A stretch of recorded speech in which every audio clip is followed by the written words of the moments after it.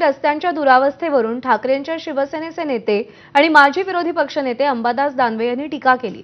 2022 पासून हे सरकार आल्यावर रस्ते चकाकणार असं वक्तव्य केलं होतं। त्यासाठी निधीचा प्रचंड अपव्यय केला जातो अशी टीका त्यांनी केली। तर रस्त्यावरचे खड्डे हा टेंडर घोटाळाच आहे अशी टीका मनसे मुंबई अध्यक्ष संदीप देशपांडेंनी केली।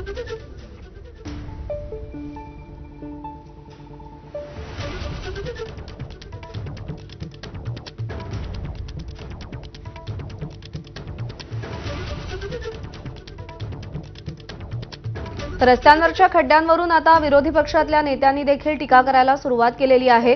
जेव्हा हे सरकार आलं तेव्हा रस्ते खड्डे मुक्त होतील, रस्ते चकाकतील असं आश्वासन दिलं गेलं, पण प्रत्यक्षात रस्ते खड्ड्यातच असल्याचं अंबादास दानवे म्हणाले।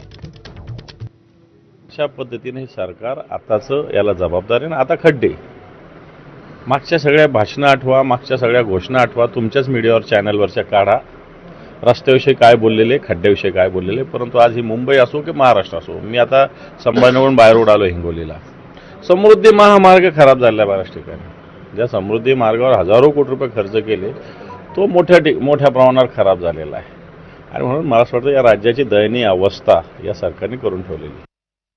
ज्या दिवशी टेंडर भरायचं होतं त्या दिवशी एकाही प्लॅनची एनओसी रिन्यू महानगरपालिकेने केलेली नव्हती।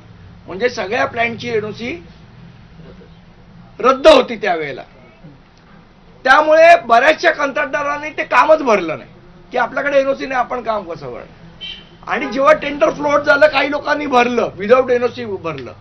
त्याच्यानंतर एक सुधारित नियम असा काढला की आता जरी नव्याने एनओसी तुम्ही दिली तरी ती चालू शकते। आणि तिथे एक तात्पुरती स्टँडिंग कमिटी बनवली आहे जी हे प्रस्ताव मंजूर करते। ती का भांगेच्या गोळ्या खाऊन प्रस्ताव मंजूर करते का भांग पिऊन सगळे आयुक्त आणि अतिरिक्त आयुक्त भांग पिऊन बसलेले असतात तिकडे हे प्रस्ताव मंजूर